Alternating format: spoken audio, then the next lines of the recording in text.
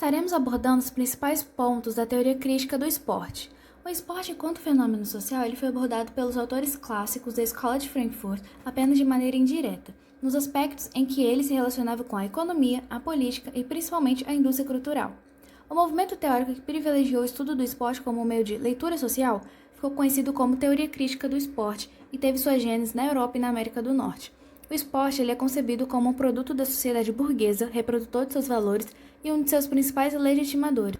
Cavalcante diz que a organização do esporte é definida segundo 4 princípios: rendimento, hierarquização, organização burocrática e publicidade. Todos esses princípios eles são aplicações práticas do capitalismo, ou seja, o esporte seria uma reprodução do sistema capitalista e por esse motivo atenderia a funções políticas que visam a manutenção do sistema.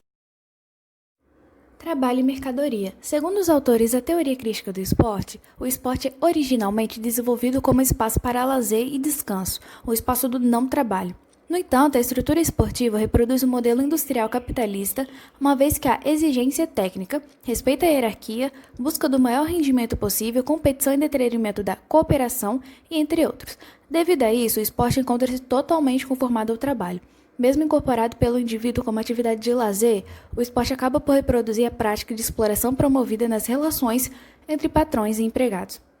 Percebe-se, por exemplo, que o rendimento de determinado atleta é a medida de seu valor, enquanto todo e qualquer espetáculo esportivo gera um grande montante financeiro em decorrência de produtos esportivos, marcas financiadoras de equipes e atletas, além, logicamente, das taxas cobradas dos torcedores que desejam presenciar o jogo. Nesse contexto, poderia ser dito que o esporte reproduz a lógica do trabalho, reforçando seu caráter de mercadoria, de reificação e de disseminador de ideologia. O aprimoramento técnico tem se desenvolvido junto ao esporte moderno, com o desejo de um rendimento cada vez maior. A busca da precisão dos movimentos e a análise matemática da evolução dão a ideia dessa tendência, transformar o corpo em uma máquina de forma que não haja diferença entre si. O esporte moderno, aliado com o vasto aparato técnico, acaba por criar o próprio corpo de forma técnica, matematicamente mensurável, racionalmente controlável. O rendimento do atleta planificado, o treinamento é periodizado em decorrências de metas a serem alcançadas e obstáculos de forma física, psicológica ou naturais a serem vencidas. Com o advento da ciência e a supervalorização da racionalidade, concebeu-se um corpo humano como algo passível a ser moldado, preparado e aperfeiçoado como objeto, desvinculando de sentimentos e emoções. O aumento do poder do sujeito implica a alienação da natureza, sobre a qual o poder é exercido, portanto, a alienação de si mesmo. Uma lógica sacrificial, o esporte ele reforça aspectos extremamente masoquistas em busca da superação infinita. O corpo natural já não é exemplo de beleza e desempenho. O indivíduo moderno sacrifica-se para poder sobreviver, tornando-se vítima de si mesmo. Aqui reina aquela ideia de que os fins justificam os meios. O corpo treinado nega-se a dimensão social e emocional, ocorre a perda da subjetividade e da autonomia do sujeito, o corpo reduzido à materialidade. Apesar das críticas técnicas, a teoria crítica do esporte ela não extrai a técnica das práticas corporais, pois, conforme nos alerta Bratt, a técnica ela é indispensável à realização de qualquer atividade esportiva ou lúdica.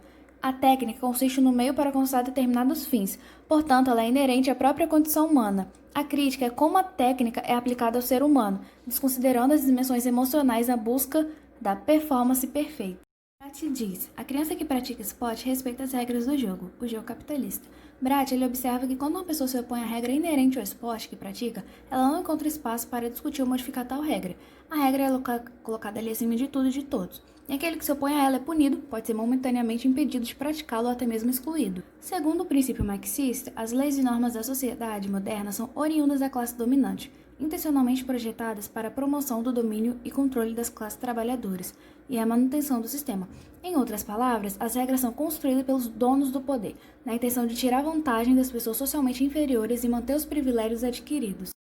A teoria crítica do esporte interpreta a socialização pretendida através do esporte como uma forma eficiente de controle social, onde o praticante é adaptado aos valores e normas da sociedade capitalista e os aceitos como normais e desejáveis. Segundo Cavalcante, existe uma confusão semântica nessa questão. O que o esporte promove não é a socialização. Tornar social o que caracterizaria uma ampliação da visão social de seus praticantes, e sim a sociabilização, tornar sociável, ajustando seus praticantes aos moldes sociais. Socializar aqui seria o processo de adaptar o atleta à sociedade capitalista, inculcando os valores inerentes a ela. Para Cavalcante, a igualdade de direitos difunde uma ideia burguesa de igualdade universal, sendo refletida no esporte. Segundo a visão positivista do esporte, as regras esportivas garantem a igualdade de condições e, consequentemente, a participação igualitária de pessoas das mais variadas classes sociais, níveis de aptidão física ou opções político-ideológicas. Em outras palavras, significa dizer que são as mesmas condições para todos. Sempre vencerá aquele que reúne as melhores condições técnicas e habilidades individuais, sendo a vitória a coroação de seu esforço numa clara demonstração de justiça e democracia. A teoria crítica do esporte se opõe radicalmente a essa ideia liberal de que todos têm a oportunidade de vencer sendo necessário para isso apenas o esforço individual. Essa ideia efetiva as diferenças sociais e promove o individualismo e a competitividade, que interessam diretamente ao sistema capitalista. No entanto, o esporte ele condiciona seu praticante a não questionar as regras vigentes que beneficiam os poderosos e oprimem a classe trabalhadora, confiando apenas nos méritos individuais. Também não questiona a estrutura social que favorece os mais ricos e impede a ascensão dos mais pobres. A pessoa que acredita suas conquistas apenas ao seu esforço individual busca a competição em detrimento da cooperação. Acredita que a eficiência individual garante o acesso e a ascensão social.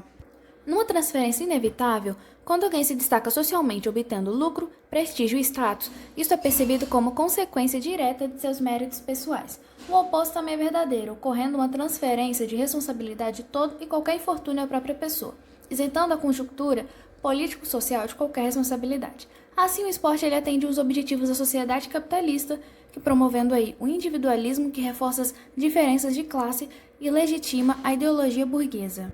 Além disso, a visão de igualdade de chances e meritocracia enfraquece a mobilização social com a crença de que todos devem competir entre si, concorrendo pela vitória e sucesso. Logo, devo superar meu adversário, não cooperar com ele, afinal, só pode haver um vencedor.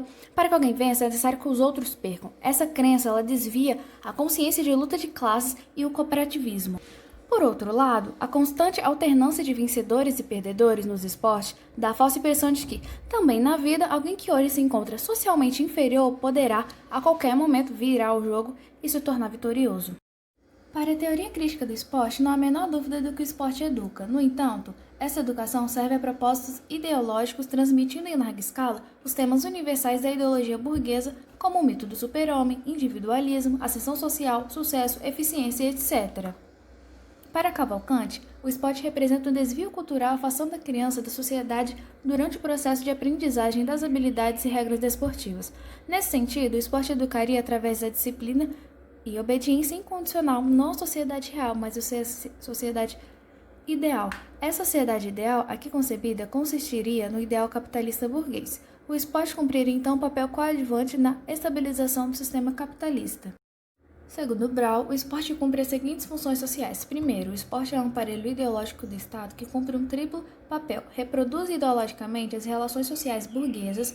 Em segundo lugar, ele propaga uma ideologia organizacional específica para a instituição esportiva. E, em terceiro lugar, ele transmite os temas universais da ideologia burguesa. Segundo, o esporte é uma cristalização ideológica da competição permanente que é representada como preparação para as asperezas da vida. Terceiro, o esporte é uma ideologia baseada no mito do progresso infinito e linear como se expressa na curva dos recordes.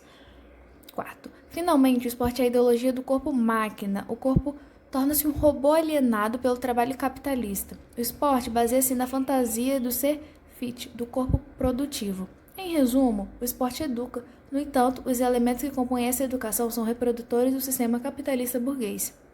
Os valores universais do esporte refletem os valores e elementos da ideologia burguesa, encobrindo a dominação e exploração de classe, tornando toda sorte de injustiças sociais como algo aceitável, natural e, portanto, inquestionável. O esporte educa, preparando um exército de pessoas submissas e conformadas ao capitalista burguês, incapazes de refletirem criticamente e se mobilizarem na busca por melhores condições de vida.